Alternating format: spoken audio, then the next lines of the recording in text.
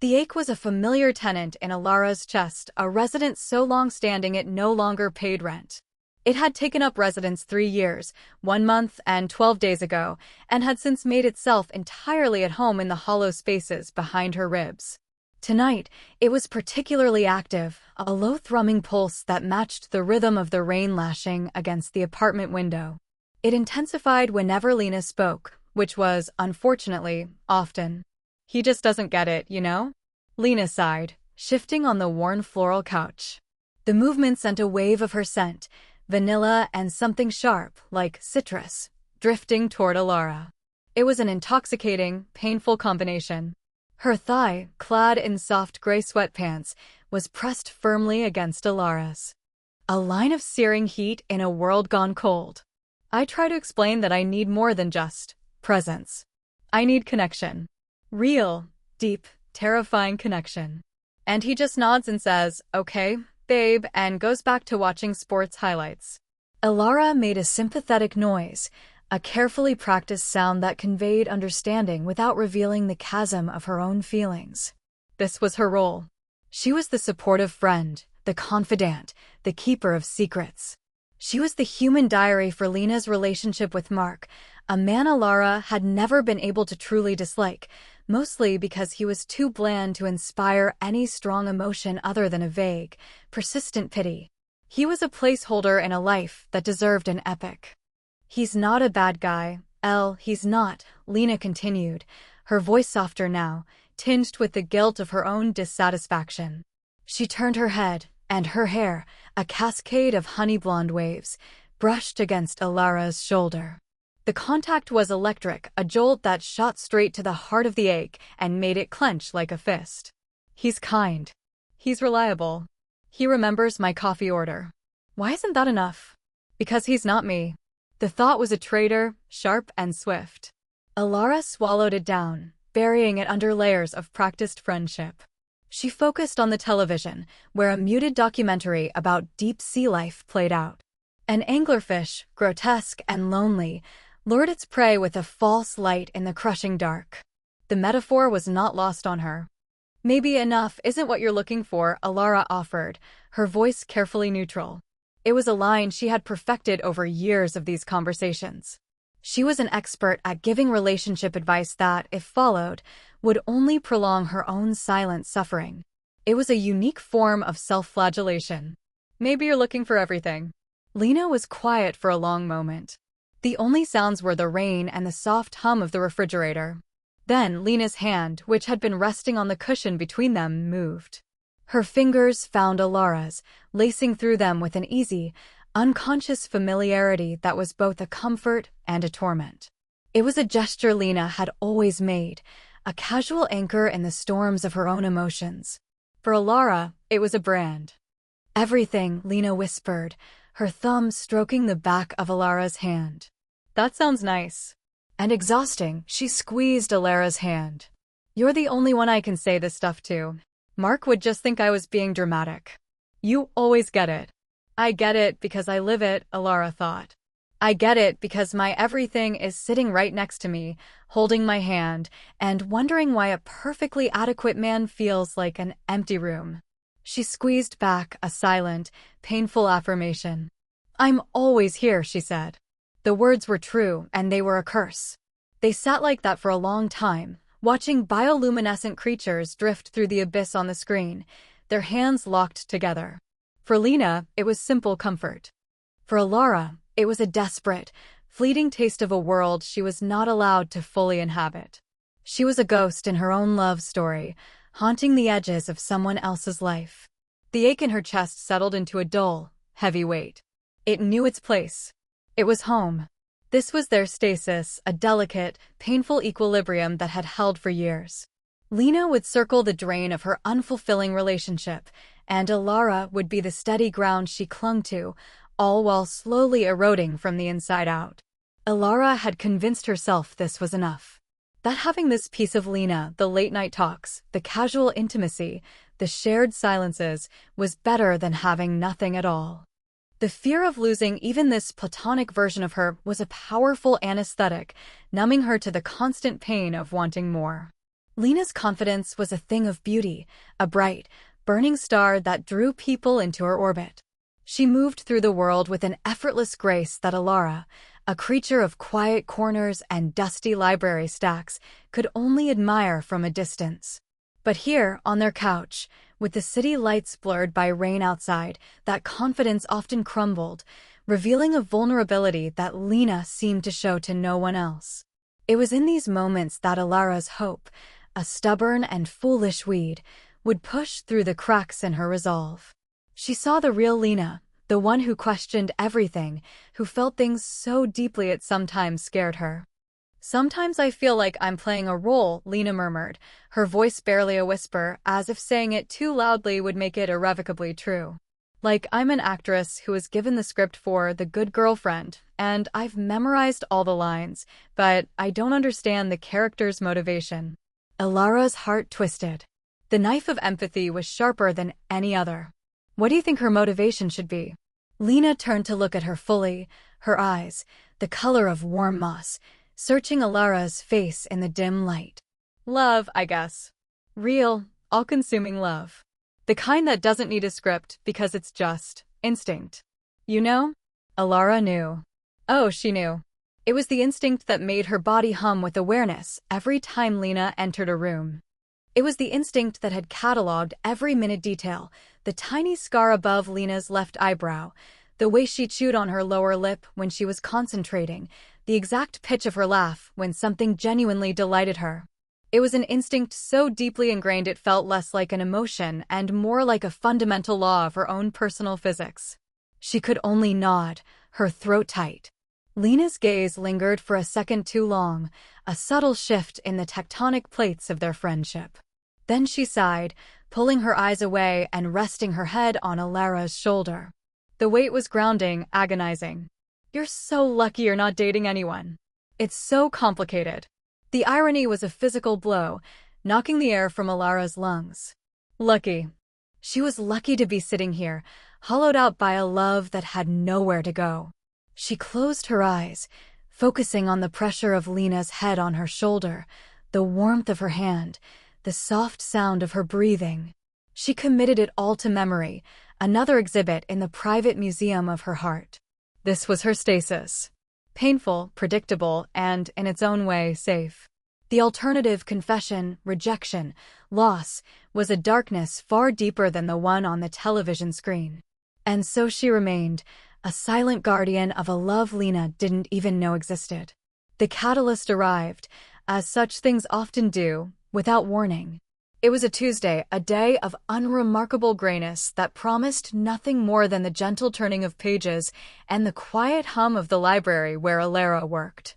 The equilibrium was shattered not by a grand explosion, but by the frantic, insistent buzzing of her phone.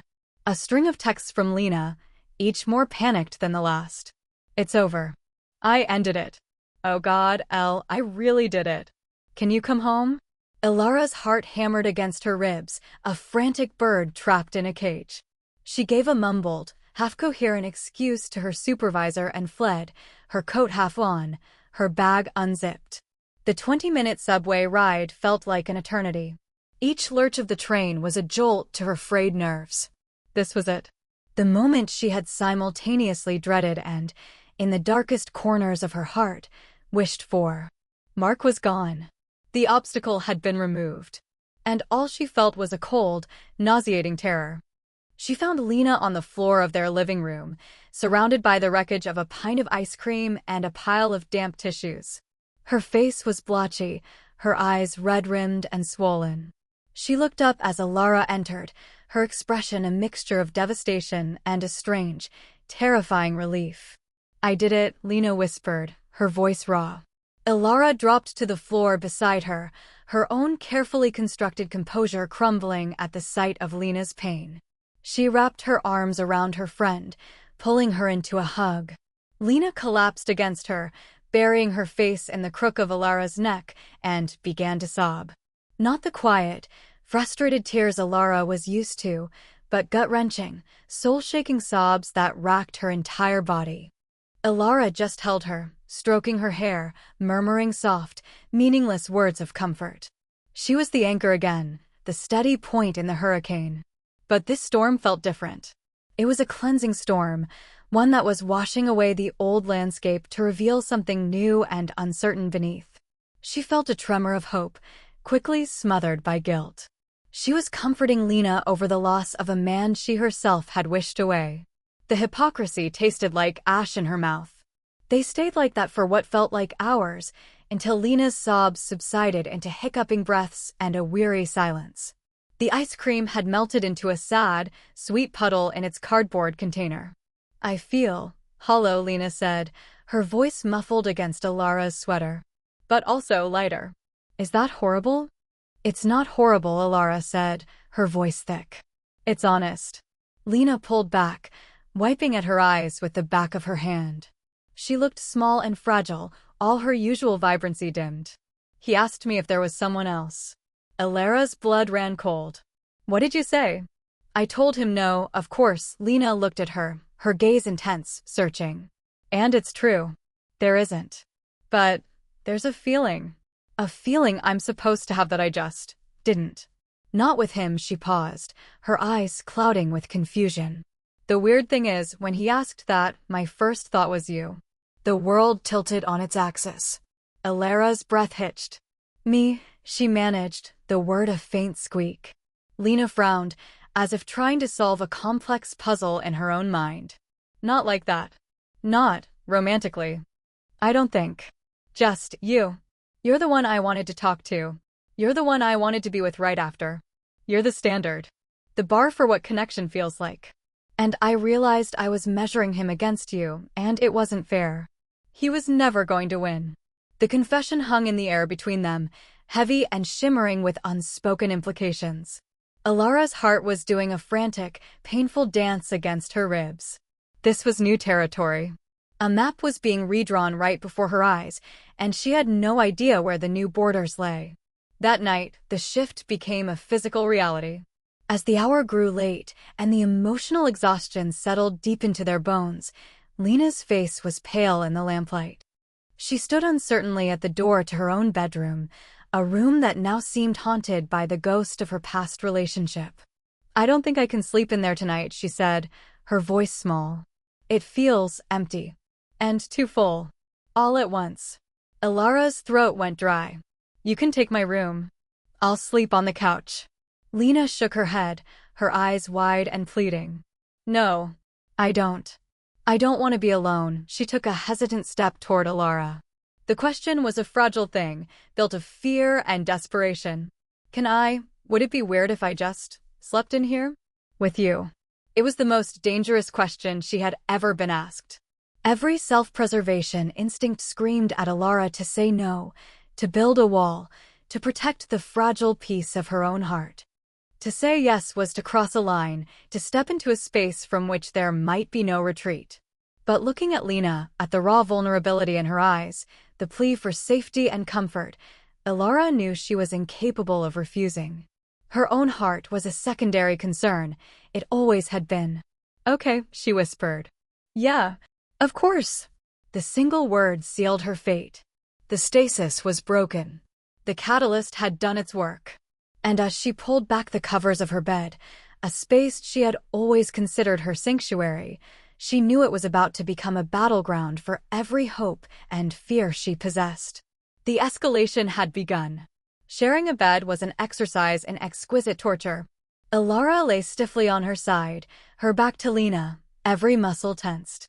She could feel the heat radiating from Lena's body across the small expanse of mattress between them, a warmth that called to the cold, lonely parts of her. She could hear the soft, even rhythm of Lena's breathing as she drifted toward sleep, a sound more intimate than any conversation. Alara did not sleep. She lay awake, staring into the darkness, her mind a chaotic whirlwind. She was acutely aware of every rustle of the sheets, every sigh from the woman beside her. This proximity was a poison and a balm. It was everything she had ever wanted and everything she could not have. The air in the room felt thick, charged with unspoken things. Sometime in the deep, quiet hours before dawn, Lena stirred. She murmured something incoherent in her sleep and rolled over. An arm draped across Alara's waist, a leg tangled with hers. Lena's face was suddenly close, her breath a warm puff against Alara's neck. She unconsciously snuggled closer, seeking warmth and comfort, completely oblivious to the havoc she was wreaking on Alara's senses. Alara froze, her heart seizing in her chest. A lightning bolt of pure, unadulterated sensation shot through her. The casual, sleepy weight of Lena's arm was an anchor, holding her in this perfect, agonizing moment. She could smell the faint, lingering scent of vanilla in Lena's hair. She could feel the soft flutter of her eyelashes as she dreamed. It was too much. It was not enough. Tears pricked at the corners of Alara's eyes, hot and silent. She lay there, pinned by an innocent gesture of affection, and felt the full, crushing weight of her love. The next morning, Lena woke up looking more rested than she had in months, stretching with a languid grace, seemingly unaware of how she had spent the night wrapped around Alara. She simply smiled, a little sheepishly. "Thanks for that, Al. I slept like a rock." Alara, who felt as though she had been run over by a freight train, forced a smile. Anytime. This became the new normal. Lena didn't move back into her own room. She claimed she was still clearing out the bad vibes, but after a week, it was clear she had no intention of leaving. They fell into a domestic rhythm that felt dangerously like a real relationship. They shared a bed every night, a space that was becoming both sacred and profane for Alara. The conversations deepened, taking place in the hushed intimacy of the bedroom late at night. Propped up against pillows, with only a single lamp casting a golden glow over them, the walls of their friendship grew thin and translucent. "What do you think real love is supposed to feel like?" Lena asked one night, her voice thoughtful as she traced patterns on the duvet with her finger. With Mark, it felt comfortable, like a favorite old sweater. But it was never exciting. It never made my heart feel like it was going to beat out of my chest. Alara's own heart gave a painful thud, as if in demonstration. She chose her words carefully. I think it's supposed to feel like coming home. But not to a place. To a person. A place where you can be completely, utterly yourself, and know that you're not just tolerated, but celebrated." Lena turned her head on her pillow to look at her, her mossy eyes soft and serious. "Have you ever felt that?" The question was a direct hit. Alara's breath caught. She could lie. She could invent a past relationship, a vague memory. But looking into Lena's earnest, searching eyes, the lie felt like a betrayal. "Yes," she whispered, the admission costing her dearly. "What happened?" Lena asked, her voice gentle. Alara looked away, focusing on a crack in the ceiling. It was unrequited. A heavy silence fell between them. Alara could feel Lena's gaze on her, feel the weight of her unspoken questions. She didn't dare look back. "I'm sorry," Lena said finally, her voice full of a sympathy that was almost unbearable. "That must have hurt." Hurt. It was such a small word for such an expansive, all-consuming feeling. It was like calling a supernova a flicker. The physical contact, once a source of accidental jolts, began to feel more deliberate. When they watched movies on the couch, Lena would reach for Alara's hand, lacing their fingers together not as a lifeline, but as a simple, comfortable habit. Sometimes, while talking, Lena would absently play with a strand of Alara's dark hair, her touch featherlight and devastating. One evening, they were cooking dinner together, navigating the small kitchen in a comfortable dance. Alara was reaching for a spice on a high shelf when Lena came up behind her, ostensibly to get something from a drawer. But she paused, her body close enough for Alara to feel her warmth all along her back. Lena reached up, her hand brushing Alara's, and took down the jar of oregano herself. "Here," she said, her voice a little breathless. She placed it in Alara's hand, but her fingers lingered, her thumb stroking the inside of Alara's wrist for a fraction of a second. The world narrowed to that single point of contact. Alara's pulse leaped, a frantic, wild thing. She looked at Lena, and for the first time, she saw not just confusion in her friend's eyes, but something else. Something that looked terrifyingly like awareness. Lena's gaze flickered down to Alara's lips, a barely perceptible movement that lasted no longer than a heartbeat. Then, as quickly as it appeared, it was gone. Lena pulled her hand back, her cheeks tinged with a faint pink, and busied herself with the salad, her movements suddenly a little too brisk, a little too loud. Alara stood frozen, the spice jar cold in her trembling hand. That was a moment of realization. It was a crack in the facade, a glimpse of the possibility that the feelings were not flowing in one direction anymore. The hope that she had tried so hard to bury began to stir, unfurling its dangerous, delicate leaves. She started to watch Lena more closely, cataloging these moments, these tiny shifts in their dynamic. There was the way Lena's laugh seemed to be reserved just for her now, a brighter, more genuine sound than the one she used with others. There was the way she would look at Alara across a room, a soft, unguarded expression on her face when she thought Alara wasn't paying attention. There was the day Lena came home with a first-edition copy of Alara's favorite book, found in a dusty little shop across town. "It made me think of you," she'd said, a simple explanation for an act of profound thoughtfulness. The escalation was a slow, rising tide, and Alara felt herself being carried along by its current. The fear was still there, a cold knot in her stomach, but it was now mingled with a terrifying, exhilarating hope. She was moving further and further from the safe shore of their friendship, out into a deep, uncharted ocean. She didn't know if she would find a new continent or if she would simply drown. The tension between them grew, a living entity that filled the spaces in their apartment. It was in the silences that stretched a little too long, the eye contact that held for a beat more than it should. The air was thick with things unsaid, and Alara felt as though she were holding her breath, waiting for a storm to break. The constant proximity, the escalating intimacy, and the dawning awareness in Lena's eyes were creating an unsustainable pressure. Alara, terrified of the hope blooming in her chest, began to retreat. It was a subtle withdrawal, a subconscious act of self-preservation. She started finding reasons to stay late at the library, creating a buffer of a few hours at the end of each day.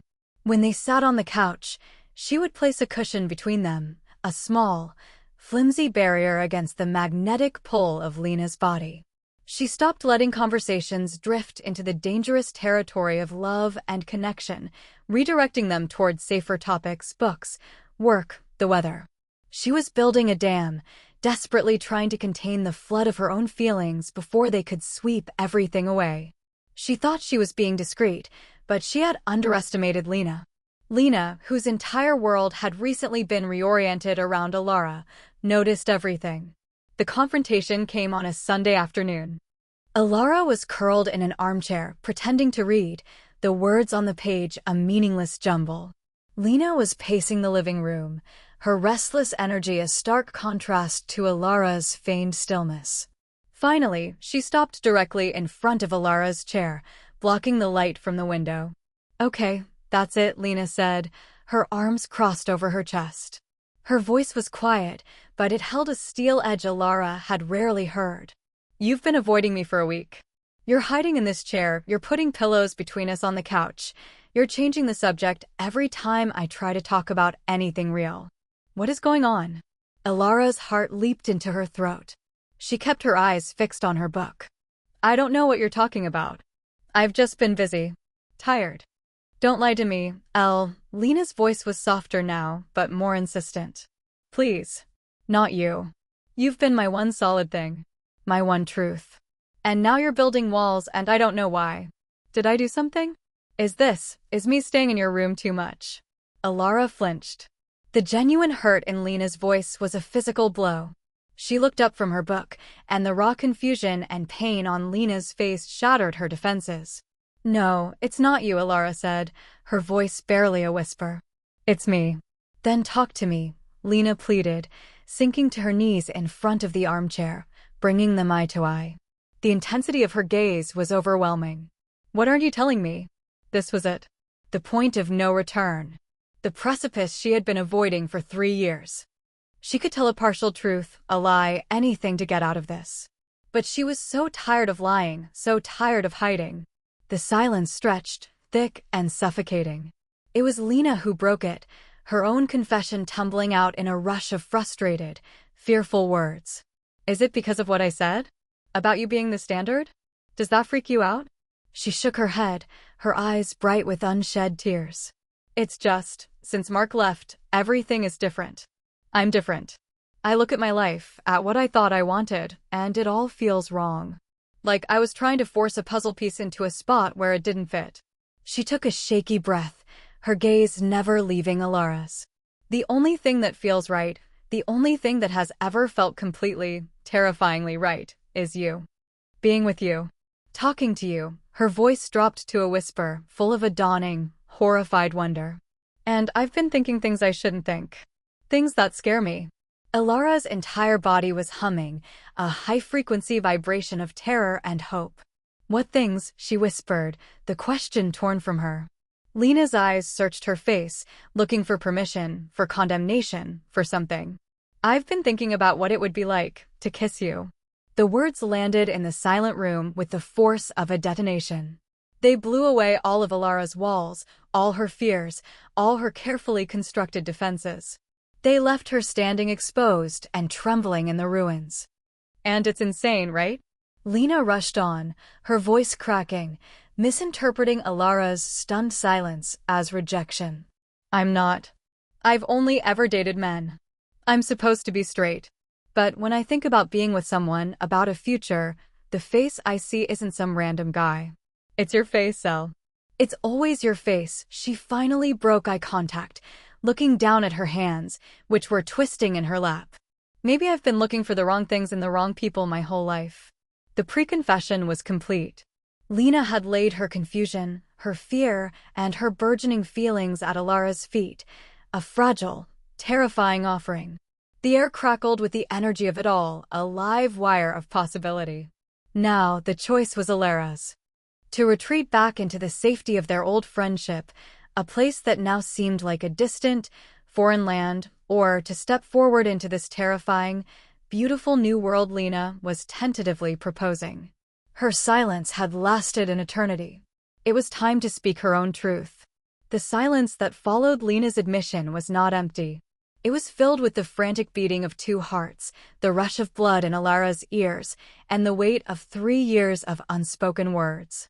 Alara felt as though she was standing at the edge of a cliff, the wind of Lena's confession threatening to push her over. For so long, she had been the silent observer, the keeper of a one-sided secret. Now, the secret was knocking on the door from the outside. Lena was still looking at her hands, her shoulders slumped in a posture of profound vulnerability, as if she expected a blow. The sight of her, so open and afraid, finally broke through Alara's paralysis. The fear was still there, a cold stone in her stomach, but it was now overshadowed by a fierce, protective love. Lena had been brave enough to voice the terrifying, confusing truth. Alara owed her nothing less. "Lena," she said. Her voice was raspy, unfamiliar to her own ears. Lena looked up, her moss-green eyes shimmering with unshed tears, braced for the rejection she seemed so sure was coming. Alara took a deep, shaky breath, the air burning her lungs. The truth felt huge and dangerous, a wild animal she was about to set free. "You think you've been thinking about it," she began, her voice gaining a strange, quiet strength. "You think this is new and scary for you." A small, confused frown creased Lena's brow. For me, Alara's gaze was unwavering, holding Lena's captive. For me, it's been 3 years. 1 month. And 17 days. The specificity of it hung in the air. It was not a vague feeling. It was a recorded history. It was a sentence she had been serving. Lena's eyes widened, the confusion melting away into stunned, dawning comprehension. The color drained from her face. "What?" she breathed, the word a puff of air. 3 years. Yes, Alara confirmed, and with that single word, the dam broke. The torrent of everything she had held back for so long came pouring out, not in a flood of anger or resentment, but in a quiet, steady stream of devastating honesty. "Every time you told me about Mark, every time you held my hand because you were sad about him, every time you fell asleep on my shoulder, for you, it was friendship. For me," she shook her head, a raw, painful laugh escaping her lips. For me, it was a special kind of hell. And a special kind of heaven. All at once. She saw the past 3 years flash across Lena's face, every shared moment, every casual touch, every late-night conversation, all of it suddenly recontextualized, viewed through this new, shocking lens. She saw the moment Lena realized why she had never liked any of Alara's few, disastrous states. She saw the moment she understood why Alara was always there for her, no matter the hour, no matter the cost. "Oh, God," Lena whispered, a hand coming up to cover her mouth. Her eyes were wide with a mixture of shock and a profound, heartbreaking sorrow. "Alara, I'm so sorry. I was so blind." "You weren't blind," Alara said, her voice gentle. "You just didn't know you were supposed to be looking. How could you?" Tears finally spilled over and traced paths down Lena's cheeks. But they were not tears of confusion anymore. They were tears of recognition, of regret, of a deep, soul-shaking realization. She reached out, her hand trembling, and gently cupped Alara's cheek. Her thumb stroked Alara's skin, wiping away a tear Alara hadn't even realized had fallen. All this time, Lena whispered, her voice thick with emotion. "You've been right here." "Always," Alara confirmed, her own voice breaking. Lena's gaze dropped to Alara's lips, and this time, it did not flicker away. It stayed. It was a question, a plea, a promise. The space between them, once a chasm of unspoken feelings, was now a sliver of charged air, humming with potential. The whole world seemed to shrink, contracting to this single point, this moment suspended in time. "Alara," Lena breathed, her name a prayer. She leaned in, her movement slow, hesitant, giving Alara every opportunity to pull away. "Can I?" The question was the final key, unlocking the last door of Alara's restraint. All the fear, all the years of patient waiting, dissolved into a single, overwhelming need. She didn't answer with words. She closed the small distance between them. The first touch of their lips was impossibly soft. It was a question, a tentative exploration, a gentle brushing of surfaces. It was hesitant and shy and held the weight of 1,000 unspoken conversations. It tasted of salt from their tears and of a desperate, terrifying hope. For a heartbeat, that was all it was. A moment of pure, suspended disbelief. Then, something shifted. A current passed between them, a spark of recognition that this was not a mistake, not a moment of confusion. This was a homecoming. Lena made a small sound in the back of her throat, a sigh of relief and surrender. Her hand moved from Alara's cheek to the back of her neck, her fingers tangling in Alara's hair, pulling her closer. The kiss deepened, becoming more certain, more urgent. It was no longer a question, but an answer. It was the answer to every late-night talk, every lingering touch, every searching glance. Alara's hands came up to frame Lena's face, her thumbs tracing the line of her jaw. She poured every day of her 3 years of silent love into that kiss. The ache, the longing, the frustration, the devotion, it was all there.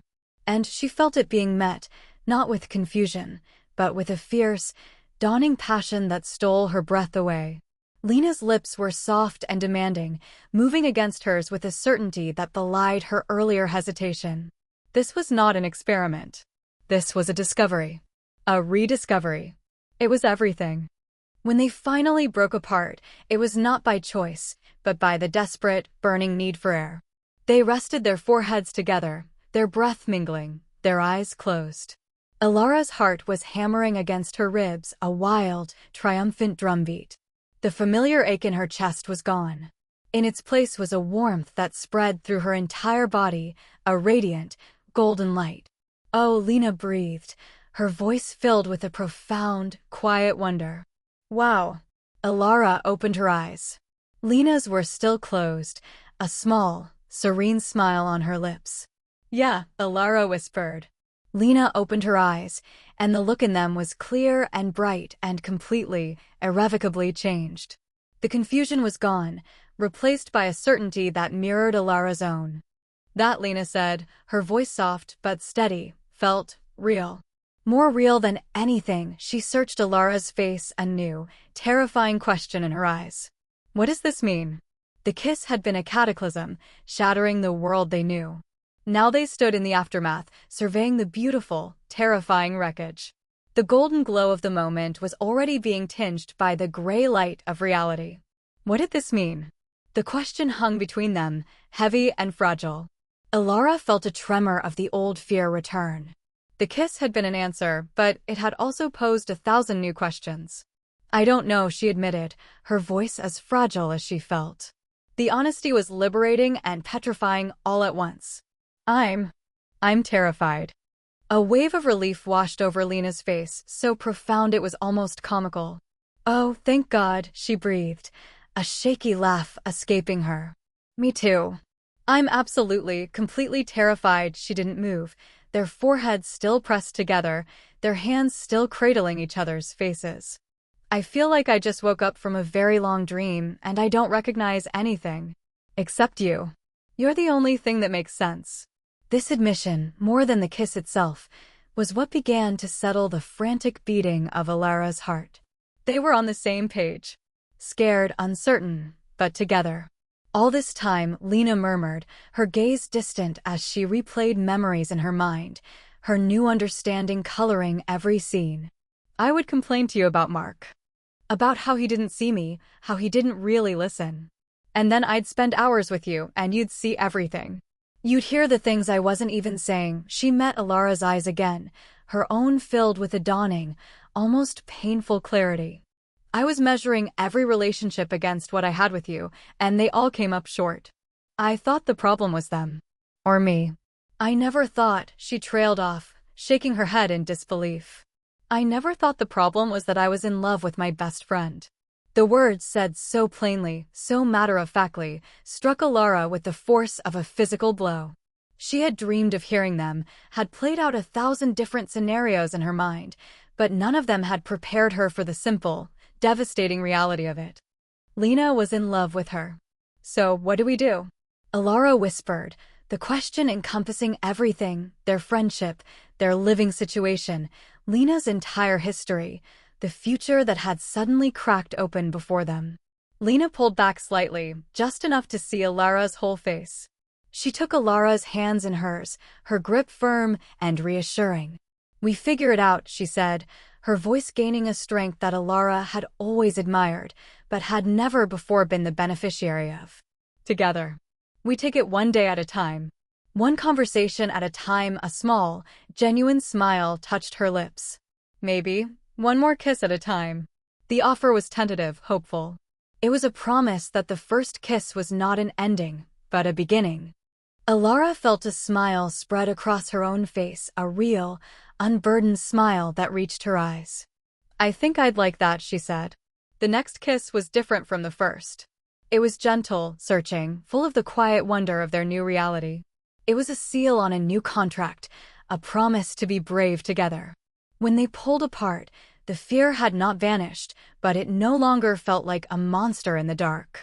It was smaller now, a manageable shadow they could face together in the light. They spent the rest of the evening talking, really talking, for the first time. They unraveled the tangled threads of their shared history, laying them out to be re-examined. Lena spoke of her growing sense of disconnection in her past relationships, the feeling of performing a role she didn't understand. Ilara spoke of the quiet pain of her unrequited love, the small moments of hope and despair that had marked her days. It was a conversation of breathtaking honesty, a stripping away of all the layers of pretense and misunderstanding that had separated them. I need to tell Mark, Lena said eventually, the thought of him a sudden, somber note in their bubble of discovery. Not about us, not yet. But I need to apologize. I wasn't fair to him. My heart was somewhere else the whole time, even if I didn't know it. Ilara nodded, a pang of empathy for the man who had simply been the wrong answer to a question Lena was afraid to ask. That's the right thing to do. As the night deepened, they found themselves back in Ilara's bed, but this time, the space between them was not a chasm of tension, but a field of gentle energy. They lay on their sides, facing each other, their hands clasped on the pillow between them. There was no stiffness, no fear of an accidental touch. Every point of contact was intentional, a reaffirmation of the decision they had made. "I'm sorry," Lena whispered into the darkness. "For all the years you hurt. For all the times I leaned on you and had no idea how heavy I was." "Don't be," Alara whispered back, squeezing her hand. "It led us here. I wouldn't trade that. Not for anything." And for the first time in 3 years, 1 month and 17 days, Alara fell asleep in her bed with Lena beside her, and her sleep was deep, dreamless, and profoundly peaceful. The ache in her chest had been replaced by a quiet, steady warmth. She was finally, truly home. 3 weeks later, the world had settled into a new, beautiful rhythm. The apartment, once a stage for quiet angst and unrequited love, was now a sanctuary. The change was both monumental and subtle. On the surface, not much was different. They still made coffee in the morning, still watched terrible movies on the couch, still talked late into the night. But now every action was underscored by a new intimacy, a current of shared knowledge and affection that ran beneath everything. Lena's things had slowly, irrevocably migrated from her old room into Alara's. A stack of her sketchbooks now lived on the nightstand. Her favorite oversized sweater was draped over the back of a chair. Her toothbrush stood next to Alara's in the bathroom. Her old room, now cleared of the last vestiges of her life with Mark, was becoming a shared studio space, a testament to a future they were consciously building together. The conversation with Mark had happened. It had been difficult and sad, but necessary. Lena had returned from it looking drained but lighter, as if a great weight had been lifted from her shoulders. She hadn't told him about Alara. It felt too new, too precious, and frankly, none of his business, but she had apologized for her emotional absence, for not being the partner he deserved. It was a clean break, a closing of a chapter that had needed to end long ago. This morning, sunlight streamed through the bedroom window, illuminating the dust motes dancing in the air. Alara woke slowly, peacefully, to the feeling of a gentle weight on her chest. Lena was still asleep, one arm slung over Alara's waist, her head tucked into the curve of Alara's shoulder. Her breathing was a soft, steady rhythm against Alara's skin. Alara lay still, not wanting to disturb the moment. She watched the slow rise and fall of Lena's shoulders, the way a stray lock of blonde hair fell across her forehead. The sight filled her with a sense of profound, quiet joy that was still so new it felt fragile. The memory of the persistent, hollow ache that had lived inside her for so long seemed like a phantom limb, a pain from a life that belonged to someone else. It was gone. Completely and utterly gone. Lena stirred, her eyelashes fluttering against Alara's collarbone. She mumbled something in her sleep and snuggled closer, a contented sigh escaping her lips. Alara smiled, gently brushing the hair from Lena's forehead. Lena's eyes opened slowly, blinking in the bright morning light. They were still soft with sleep, and when they focused on Alara, a slow, beautiful smile spread across her face. It was a smile of pure, unguarded happiness. "Hi," Lena whispered, her voice husky with sleep. "Hi," Alara whispered back. Lena lifted her head and leaned in, pressing a soft, lingering kiss to Alara's lips. It was a simple, domestic kiss, as natural and essential as breathing. It was a world away from the frantic, desperate energy of their first, and in its own way, even more meaningful. It spoke of comfort, of safety, of a new and established normal. "I had a dream," Lena murmured, resting her chin on Alara's chest and looking up at her.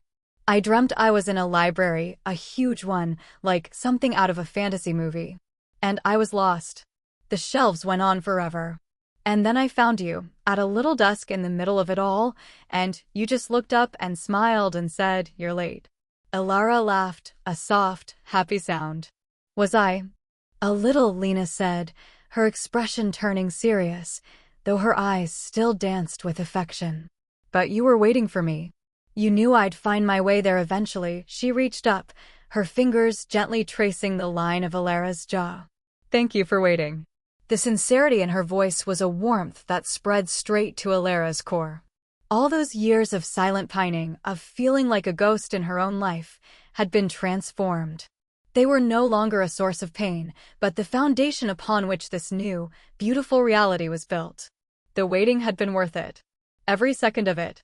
I'd have waited forever, Alara said, and it was the truest thing she had ever spoken. They lay there for a while longer, wrapped in the quiet intimacy of the morning, the city slowly waking up outside their window. There were still things to navigate, conversations to be had with family and friends, a whole new identity for Lena to explore and embrace. The world outside this room was complicated. But in here, in this bubble of sunlight and soft blankets, it was simple. They had found each other. They had chosen each other. Later, as they stood in the kitchen making coffee, moving around each other with an easy, practiced grace, Lena wrapped her arms around Alara from behind, resting her chin on her shoulder as Alara poured hot water over the coffee grounds. "You know," Lena said, her voice a soft rumble against Alara's back, "I used to think love was supposed to be this big, dramatic, chaotic thing. A hurricane. But this feels like the quiet morning after the storm. It's just calm. And right?" Alara leaned back into the embrace, her heart full to bursting. She looked out the window at the clear blue sky, at the city sprawling before them, vibrant and full of life. For so long, her world had felt small and gray, confined by the walls of her own secret. Now it felt boundless. She understood that sometimes the most beautiful love stories are not the ones that begin with a lightning strike, but the ones that grow slowly, quietly, in the spaces between conversations, in the comfort of a shared silence. Until one day you wake up and realize you have been home all along. She had been waiting in a quiet room, and Lena, after a long and confusing journey, had finally found the right key. And now the door was open, and a whole lifetime of mornings just like this was waiting for them on the other side.